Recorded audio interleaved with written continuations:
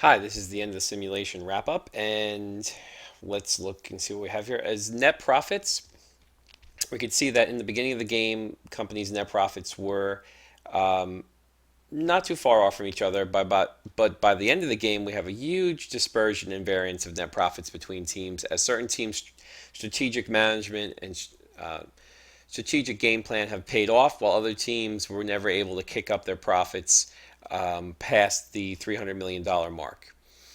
And we have a couple teams. One team surpassed 500 million to 508 million.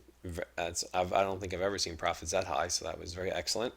Total points, we could see that there was a lot of dispersion in the beginning, the first round of total points, as some people's strategies were working very well. A number of people who had before playing round one had read the user guide and played a number of practice rounds, invested a lot of time, or came to my office hours online and talked about the simulation. Some of them did very well. Some people a little slow to get started and were kind of wasn't sure what they're doing in the first round. That may have hurt you in the points. But we could see that a lot of people in the first round, even the second round, wasn't sure exactly how to manage the game. But as we move forward, the dispersion of the points become less evident.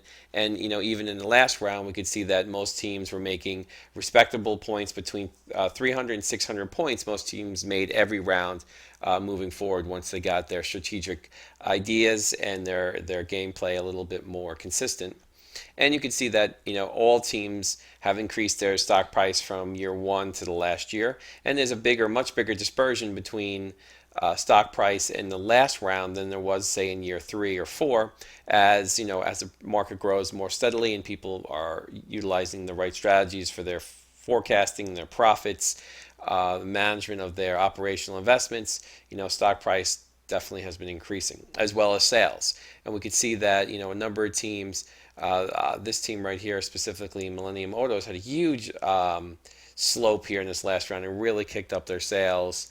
Where another, we have a nice tight pack here of people having, I guess, the typical sales of around $1 billion for the last round, and we have someone topping 1.3 billion.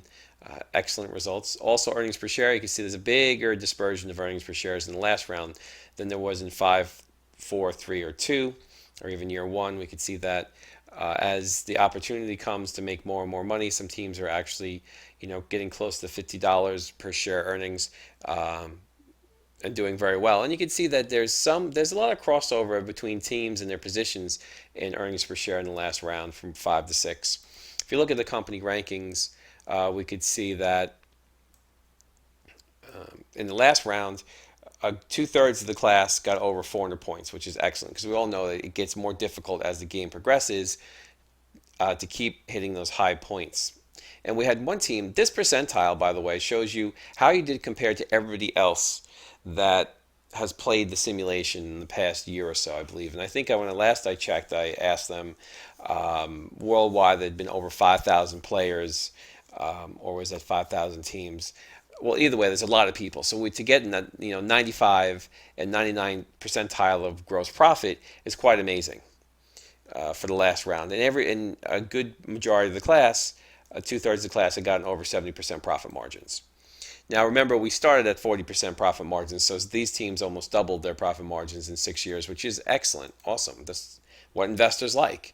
And we could see that in stock price, we had, you know, 7 or 8 teams get over $200 per share in stock price, which is incredible. In the 80 to 90 percentile, we had probably about 10 teams in the 80 to 90 percentile who did better 80 90% of the people who played the game. So you can see how competitive our class was and how well everyone did compared to the general players of the game.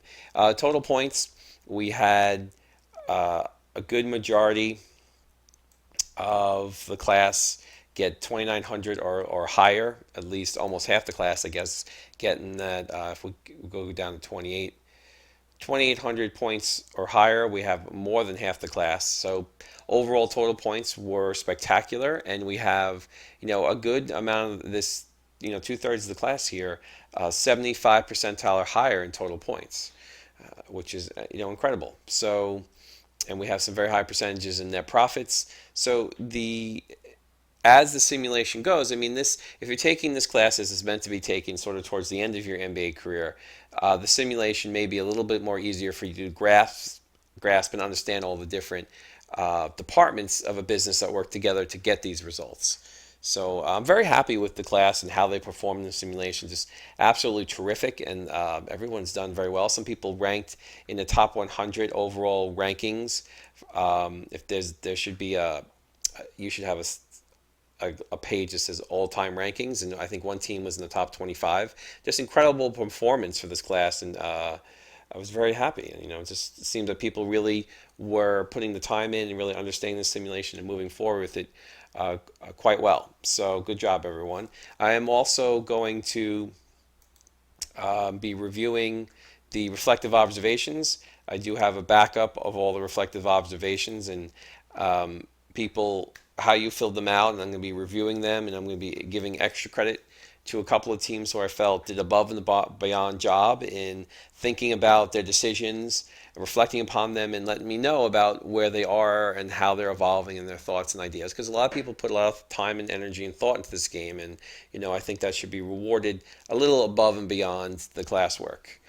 Speaking of classwork, we're approaching our last week in the class. In our last week, we have one discussion question left, and I want you to find a product that you feel is a great example of a blue ocean service or product, and give me examples of the features of the products, the benefits, and what makes this product a blue ocean. And you can refer to some items in the textbook, the blue ocean textbook, and give me, make a real strong case. And I encourage everybody to challenge each other. If a student posts a product post that you feel you're not sure is blue ocean, ask them, and propose your question. I had a student last year tell me that they posted Sunny D, which is an orange flavored drink, and they said it was a blue ocean product compared to orange juice. And I had some problems with it. I did not feel it was a blue ocean product in any way. I felt that that product had less benefits and just had a lower price. And compared to orange juice, I really was not.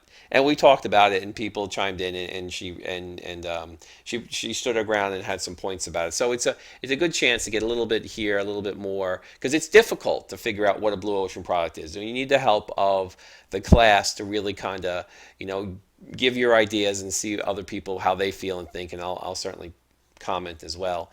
As far as assignments, you finish your case study on Saturday, so what we have left is the PowerPoint simulation, and based on popular demand, I provided an student example PowerPoint, so that gives you an idea. Also, the final exam is open now and is able to work on, and you have till July 7th. It closes at 10 p.m. on July 7th to work on that final exam. Think of it as sort of an open book test. It's a great way for you to reflect and upon all the information in the Kellogg's and Blue Ocean textbook, and just kind of for me is a double check to make sure you've thought about these concepts and you have them with you. And I know, in an online class, I can't really make sure you're reading the book or listening to my lectures. So this final exam is a way for me to kind of get some sort of feedback on whether or not you've been working diligently on some of the classroom time, which is the videos that I record, the MP3 lectures, and also your time reading and studying the material. So this gives me a little bit more feedback on that. So one more week and we're done with this class, and boy, did it go fast for me. I don't know how you felt about it, but it was, I have to say, a very good class. I think that everybody got a lot out of it. Please don't forget to fill out your online evaluations of the course. It's very important for our program to know if you like online classes, if you want more online classes, if this was a good format for an online class. So it's very important you fill out those evaluations so I could, if hopefully if this is something that works for you, we can work towards having more classes like this in the future. And if it's something you felt was really not great, then we could just not offer them if they're not really working for most of the students. So you let the evaluations speak for you, and of course they're anonymous, and that's it. So I look forward to the last week in class, and although this week on July 4th I will not have my online office hours, I will, because of the holiday, But please feel free to email me if you have any questions or problems. But by this point, I think most people, especially since the simulation is over, that's what most of the questions or office hours were about. I don't expect too many people to be confused at this point. So I look forward to the end of the class, and I will talk to you soon. Take care.